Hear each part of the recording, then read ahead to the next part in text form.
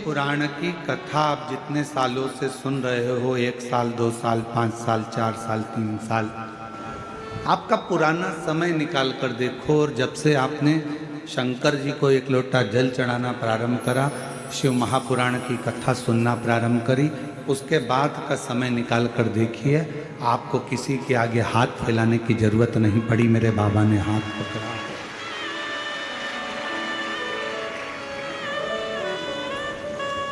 आपको कहीं जाना नहीं पड़ा, आपको किसी के आगे हाथ नहीं फैलाना पड़ा। मेरे भोले बाबा ने, मेरे शंकर भगवान ने आपका हाथ पकड़ा। इसलिए भगवान शिव जी से कहना, तुम हमें धन दो चाहे नहीं दो, हमें संपदा दो या ना दो, हमें वैभव दो ना दो, हमारे को कुछ दो चाहे ना दो, गाड़ी बंगला दो चाहे ना दो, पर शंकर जी से कहना हमें हमारे घर में अच्छे संस्कार देना, जिससे हम भगवत भजन में लगेंगे तो आपकी कृपा से हमें दौलत अपने आप मिलती चले। हम अपना परिश्रम, हम अपनी मेहनत, हम अपना संघर्ष कर सके, हम अपनी मेहनत, अपनी लगनता से आगे बढ़ सके। आज का जमाने में लोग संघर्ष कम करते हैं और विचार ज़्यादा करते हैं कि कहीं से हमको ऐसा कोई महाराज मिल जाए जो कोई जड़ी बूटी ऐसी दे दे कि हमारे पास में धन बढ़ जाए। मेरी जीजियों, दुनिया में कोई ऐसा महाराज पैदा नहीं हुआ जो तुमको कहीं से गड़ा हुआ धन दे देगा। आपकी मेहनत से बड़ी दुनिया में कोई दौलत नहीं है, आपके संघर्ष से बड़ा कोई धन नहीं है। आप जितनी मेहनत करेंगे, आप जितना परिश्रम करेंगे,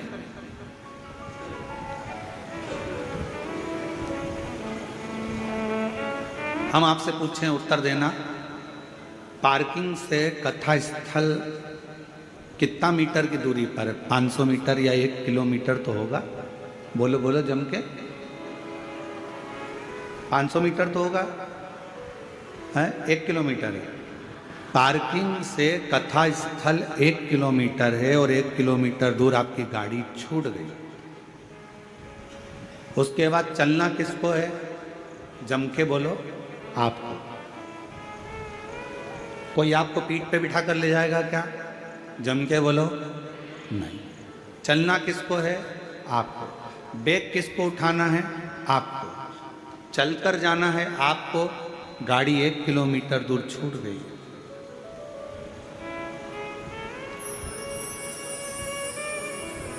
आपको बढ़ना है, आगे बढ़ते जाना है। गाड़ी पीछे छूट गई है। संसार, परिवार, कुटुंब, कबीला, नाते, रिश्ते, ये एक पार्किंग तक तुम्हारा साथ देंगे। उसके बाद तो तुम्हें अकेले चलते जाना है और अपनी मंजिल तक पहुंच जाना। रिश्तेदार भी एक पार्किंग तक तुम्हारा साथ देंगे। पार्किंग आई, रिश्तेदार उतर गए, वहीं गाड़ी छोड़ दी। नातेदार, कुटुंब, कबीला, हमारे अपनों और पराये सब एक पार्किंग तक साथ देंगे। उसके बाद में आपको अकेले मंजिल तक पहुंचना। फिर वहां कोई दूसरा नहीं है। और अंत समय प्रभु आना पड़ेगा।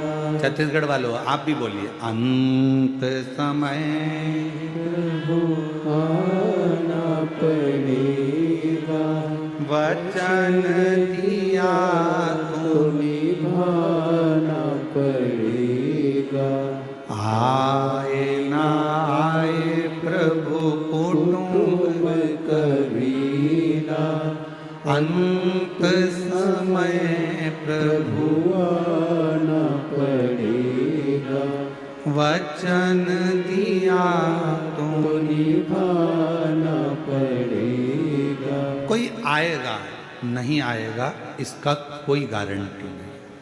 कोई आपका साथ देगा कि नहीं देगा इसकी कोई गारंटी नहीं। पर इतना जरूर है, आपने अगर मेरे देव अधिदेव महादेव का नाम लिया है, शंकर को 1 लोटा जल चढ़ाया है और अपने धैर्य को बांध कर रखा है और अपने परिश्रम को, अपने कर्म को करते रहे हो, तो फिर कोई आए चाहे ना आए, मेरा महाकाल राजा, मेरा त्रिपुंडधारी त्रिलोकीनाथ, मेरा कुबेरेश्वर बाबा आपके पास जरूर है। वो आपकी मेहनत के साथ।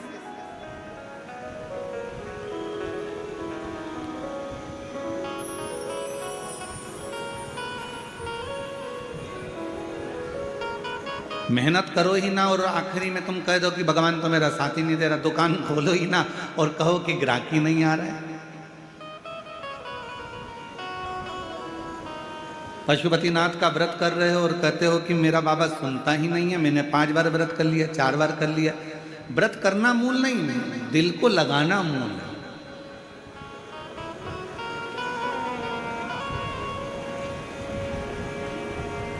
कितना सुंदर कहा है। सोमवार का व्रत है, पशुपतिनाथ का व्रत है, 16 सोमवार का व्रत है, संकट सोमवार का व्रत है, प्रदोष का व्रत है, शिवरात्रि का व्रत है। उस दिन बेलपत्र को, जिस दिन आपका व्रत होता है, उस दिन बेलपत्र को नहीं तोड़ा जाता है। कितना सुंदर वर्णन है, जरा सुनिएगा शिव महापुराण का, लिंग पुराण का ये वर्णन, शिव पुराण का, स्कंद पुराण का ये वर्णन, ध्यान रखना। जिस दिन आपका सोमवार का व्रत है, उस दिन बेलपत्र नहीं तोड़ा जाता। जिस दिन आपका पशुपतिनाथ का व्रत है, उस दिन आप बेलपत्र नहीं तोड़ोगे वृक्ष से। जिस दिन आपका प्रदोष का व्रत है, उस दिन बेलपत्र नहीं तोड़ोगे। जिस दिन आपका 16 सोमवार का व्रत है, उस दिन बेलपत्र नहीं तोड़ोगे। जिस दिन संकट सोमवार का व्रत है, शिवरात्रि का व्रत है, जिस दिन आप शंकर भगवान का तीज का व्रत, छठ का व्रत, भगवान शंकर का कोई भी व्रत अगर आप धारण करते हैं, तो उस दिन बेलपत्र को व्रत करने वाले व्यक्ति को नहीं तोड़ना चाहिए। व्रत आज है तो बेलपत्र को एक दिन पहले तोड़कर रख लेना चाहिए। क्यों? ऐसा हमारा शास्त्र, हमारा विधान, हमारे पुराण, हमारे वेद क्यों वर्णन करते हैं? किस लिए वर्णन करते हैं? क्यों कहा गया कि प्रदोष के दिन, जिस दिन आपका व्रत है, उस दिन आप कोई सा भी व्रत, आपका सोमवार का व्रत है, आपका शिव जी का अगर कोई व्रत कर रहे हो, तो उस दिन आप भगवान शंकर को चढ़ाने के लिए बेलपत्र मत तोड़ो, एक दिन पहले तोड़ो। क्यों कहा गया? हमारे शास्त्र क्यों कहते हैं कि पशुपतिनाथ का व्रत कर रहे हो तो बेलपत्र को एक दिन पहले तोड़ना, सोमवार का व्रत कर रहे हो तो बेलपत्र को एक दिन पहले तोड़ना, प्रदोष का व्रत कर रहे हो तो एक दिन पहले बेलपत्र को तोड़ना। एक दिन पहले उस बेलपत्र को क्यों तोड़ा जाता है? जिस दिन हमारा व्रत रहता है, उस दिन हम बेलपत्र क्यों नहीं तोड़ सकते? तो हमारा शास्त्र कहता है, शिव महापुराण वर्णन करती है कि जिस बेलपत्र की पूजन आप साल भर में अगर एक दिन भी आपने बेलपत्र को जल चढ़ाया है, एक दिन भी बेलपत्र को नमन करा है, एक दिन भी बेलपत्र के वृक्ष को यदि तुमने पूजा है, साल भर में एक दिन भी आपने अगर बेलपत्र की आराधना करी है, तो आप जब जब सोमवार का व्रत रखती हो, प्रदोष का व्रत रखते हो, आप जब जब शिवरात्रि का व्रत रखते हो, आप जब संकट सोमवार का व्रत रखते हो, पशुपति व्रत रखते हो, तो तुम्हारे उस व्रत को सफल बनाने के लिए बेलपत्र का वृक्ष भी तुम्हारे लिए व्रत रखता है, जिससे तुम्हें उस फल की प्राप्ति।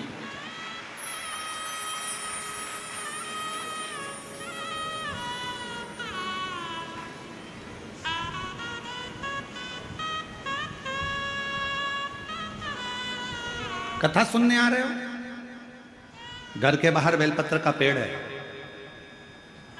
कथा श्रवण करने जा रही हूं? नहीं।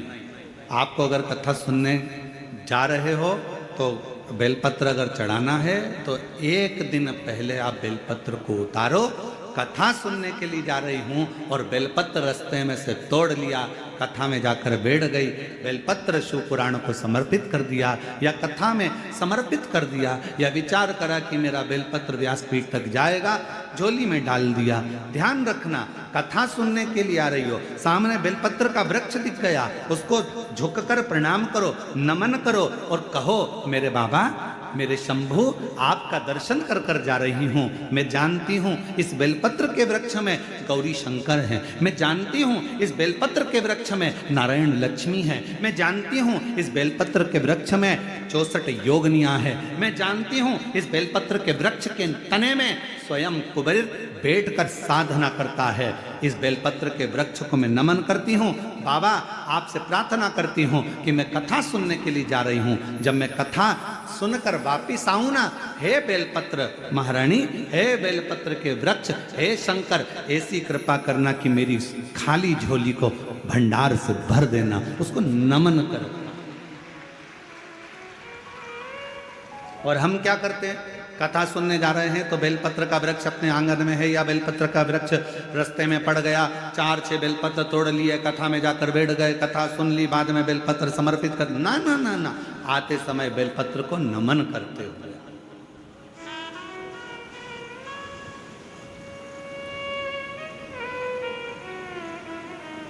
प्रणाम करते हुए,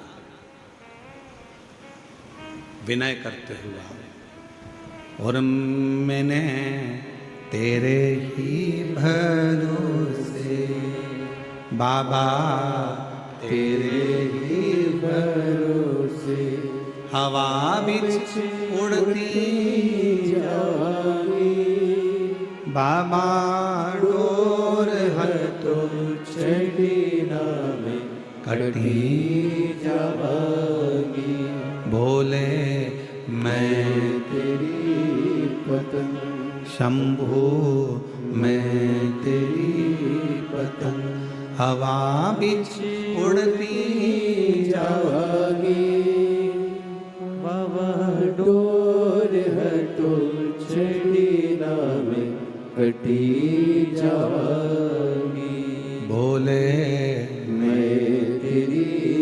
आप उसको नमन करिए।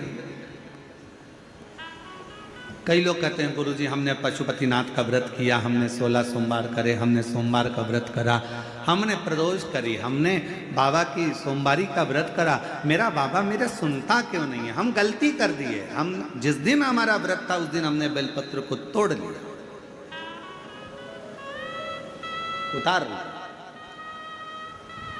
हम भूल गए।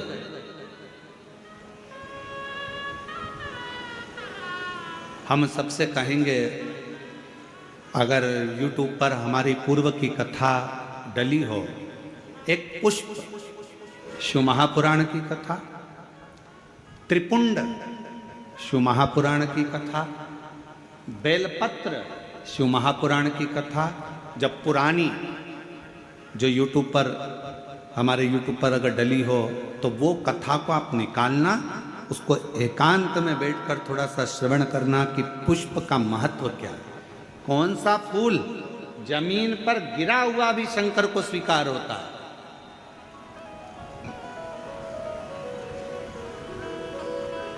कौन सा पुष्प शिव को किस स्थान पर चढ़ाया जाए। क्यों सोमवार, अष्टमी और ये अन्य जितनी तिथियां होती हैं, अमावस्या, पूर्णिमा, प्रदोष, चतुर्दशी, त्रयोदशी, ऐसा वर्णन उसमें आता है कि इन दिन बेलपत्र को नहीं तोड़ा जाता। अष्टमी, नवमी, ये तिथियां हैं, क्यों नहीं तोड़ा? किस लिए? क्या कारण है कि इन तिथियों पर बेलपत्र को नहीं तोड़ा जाता? तो कहा जब हम रोज बेलपत्र को जल चढ़ाते हैं, शंकर की आराधना करते हैं, तो बेलपत्र के वृक्ष के नीचे बैठकर देवता भी हमारे कल्याण की कामना करते हैं।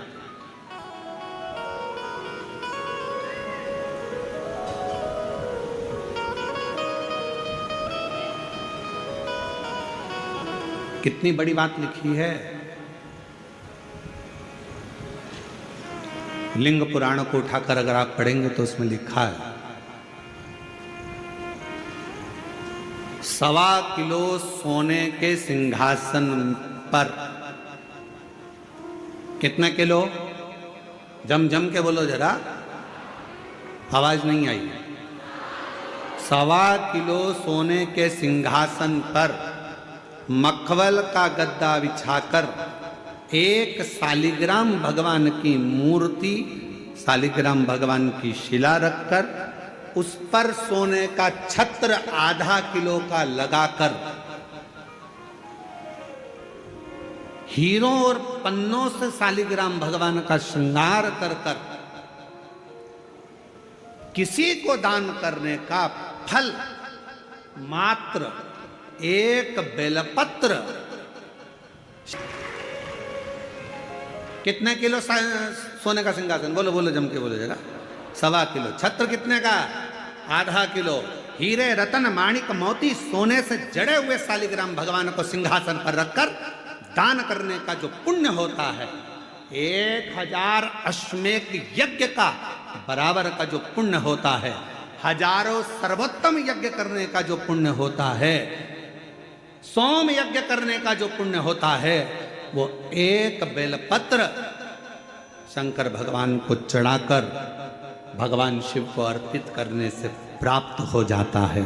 और ऐसा यज्ञ का फल मेरा विश्वास करता है, मेरे छत्तीसगढ़ वासियों के लिए, मेरे संपूर्ण देशवासियों के लिए, मेरे संपूर्ण विश्व में रहने वाले शिव भक्तों के लिए, ये मेरा दिल कहता है कि इतना बड़ा दान मेरा मन करता है कि आप सब हफ्ते में कम से कम एक दिन ऐसा आता होगा कि आप भी एक बेलपत्र शंकर को चढ़ाते होगे, तो समझ लेना कि आपने भी अश्वमेध यज्ञ, सोम यज्ञ और स्वर्ण सिंहासन, स्वर्ण छत्र का दान अपने जीवन में कर लिया।